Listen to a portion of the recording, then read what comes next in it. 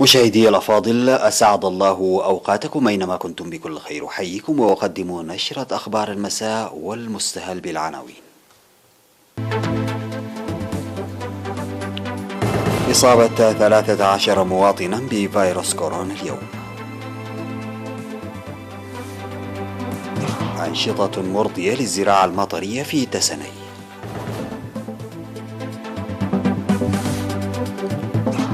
تقييم أنشطة الاتحاد الوطني للشباب والطلبة.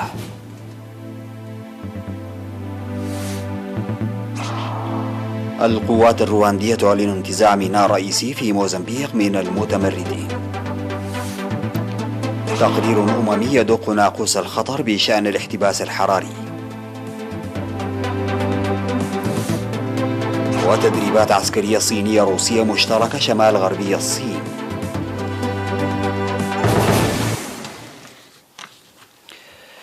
السلام عليكم ورحمة الله. أعلنت وزارة الصحة أن الفحوصات المخبرية التي أجريت اليوم 9 من أغسطس في مراكز العزل في إقليمي الجنوب والأوسط أظهرت إصابة 13 مواطنا بفيروس كورونا، وقد ظهر 7 من الإصابات في الإقليم الجنوبي، 5 منها في عد قيح، وإصابة واحدة في دباروة ومثلها في مندفرة، وكذلك 6 إصابات في أسمرة بالإقليم الأوسط.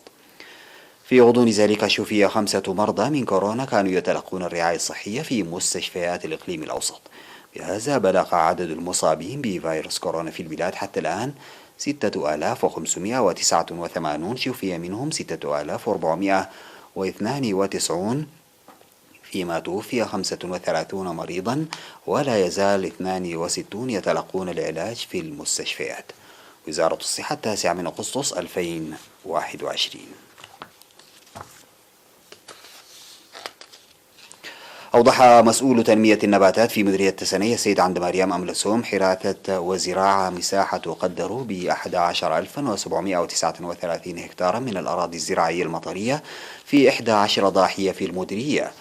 وقال إن الأراضي المزمع زراعتها تبلغ مساحتها 20864 هكتارا، وقد زرعت بالجرارات الحكومية والخاصة والوسائل التقليدية، وإن معظمها زرع بالذرة وبأقل مساحة بالدخن والسمسم. وذكر مراقب الجرارات الحكومية السيد محمد نور إبراهيم إن عدد الجرارات لا يتناسب مع سعة الأراضي الزراعية، داعيا لتخصيص الجرارات بسعة الأراضي الزراعية وليس بالمديرية.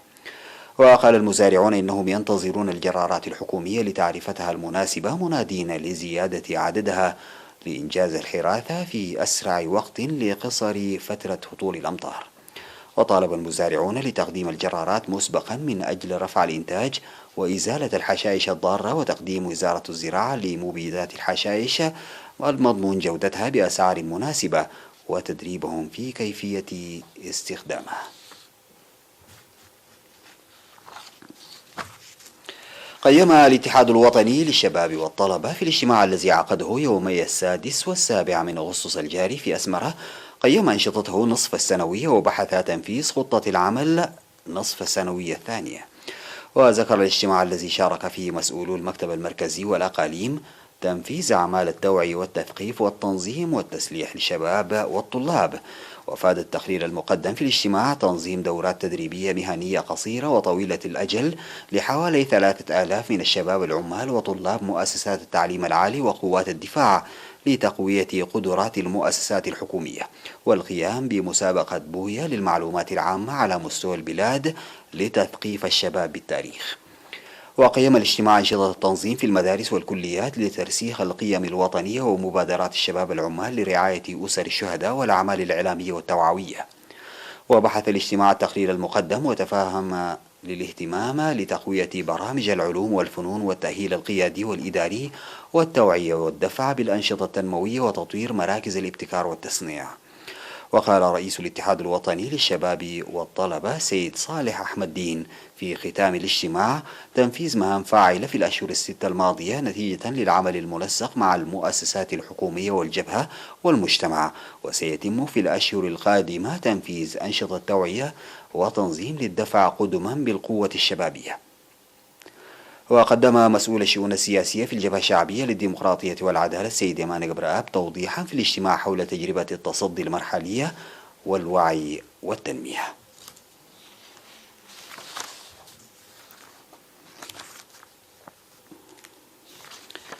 دعا مكتب سلطة الغابات والحياة البرية في مديرية حقات لتضافر جهود الجهات المعنية لإنجاح جهود الحد من القطع الجائر للأشجار.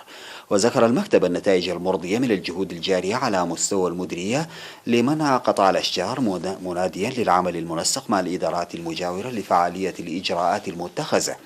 وشدد على ضرورة تعاون وتنسيق المديريات والضواحي المجاورة وخاصة الإقليمين للحد من أنشطة نقل الحطب والفحم تحت جنح الظلام من مديرية أغرداد. وأشار إلى ضبط 23 جملا محملا بالفحم قادما من ضاحية دكسه وعلباناي وأغرداد بإقليم القاشبركة في الفترة من 11 من يوليو وحتى 4 من أغسطس، ويتطلب اتخاذ إجراءات مشددة لعدم تكرار هذه الأنشطة. وأفاد القيام بالحراسة والمتابعة في مناطق شبخ وواد أري وأونجلة وضواحي حقات التي كانت تشهد باستمرار قطعا جائرا للأشجار. وقد ضبط في مديرية حقات 188 جملا محملا بالفحم والحطب قادما من إقليم الكاشبركة في الأشهر الثمانية الماضية.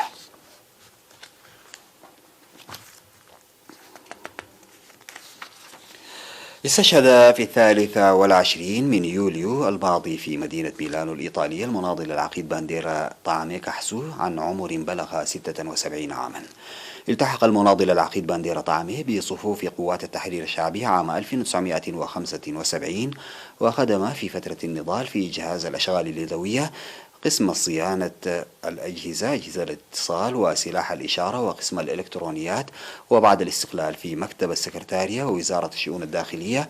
ومنذ عام 2007 وحتى إصابته بمرض والتوجه إلى إيطاليا للعلاج مسؤول لمؤسسة كيتك في مكتب الرئيس.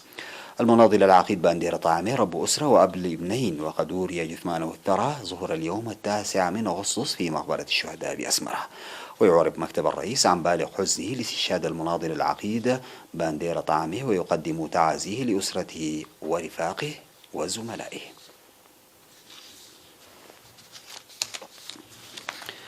بعد الفاصل سيداتي وسادتي أعود بالأخبار الخارجية.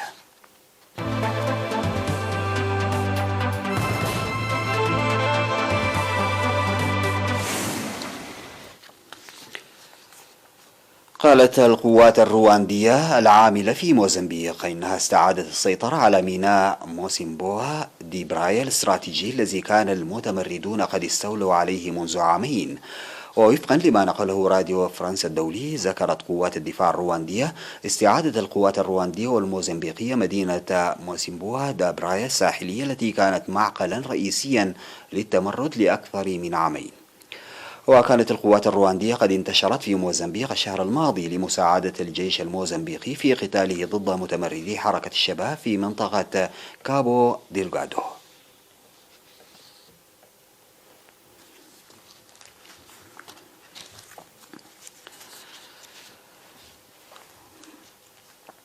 أصدرت الأمم المتحدة تقريرا هو الأول منذ نحو 7 سنوات بشأن ظاهرة الاحتباس الحراري، مؤكدة فيه أن دور البشر في هذه الظاهرة لا لبس فيه. وعدد التقرير مخاطر كبيرة تنطوي على هذه الظاهرة.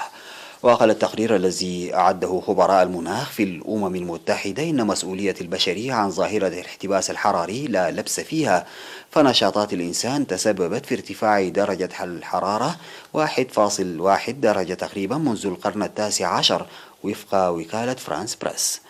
وقال التقرير إن بعض عواقب الاحترار المناخي بما فيها ذوبان الجليد وارتفاع منسوب مياه البحر ستبقى غير قابلة للعكس لقرون أو آلاف السنين.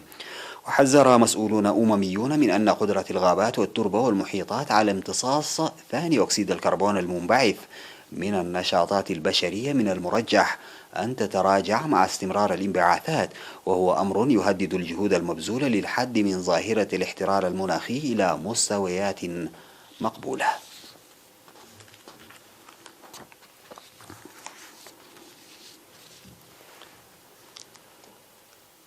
بدأت التدريبات العسكرية الخاصة بالجيشين الصيني والروسي زباد انتراكشن 2021 في قاعدة التدريب التكتيكية التابعة للجيش التحرير الشعبي الصيني في منطقة نينغشيا هوي شمال غربي الصين.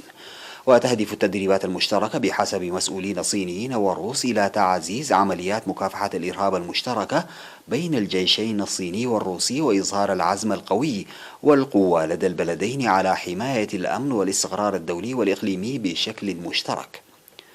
ومن المقرر أن تستمر تدريبات زاباد انتراكشن 2021 المشتركة حتى 13 من الشهر الحالي. ونقلت وكالة شينخوا عن ليزو تشينغ رئيس إدارة الأركان المشتركة في اللجنة العسكرية المركزية قوله لدى بدء التدريبات إنه تم تنظيم الضباط والجنود المشاركين فيها من الجيشين الروسي والصيني في 13 تشكيلا أرضيا وعلى مستويين جويين.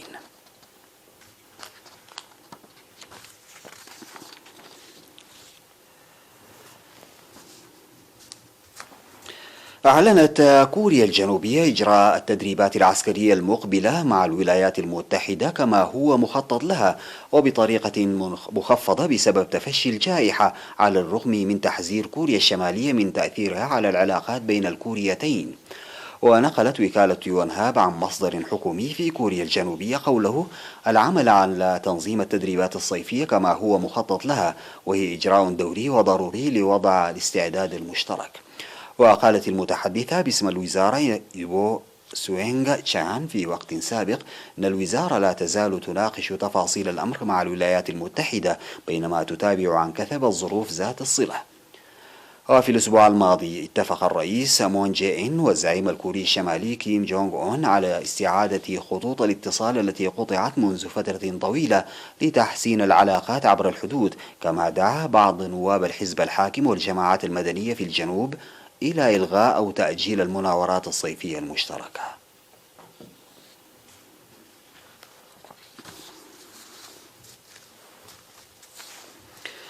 ختاما لنشرة أخبار المساء أعود فأذكر بعناوينها.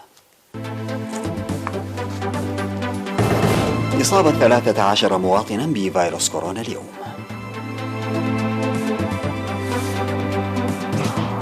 أنشطة مرضية للزراعة المطرية في تسني.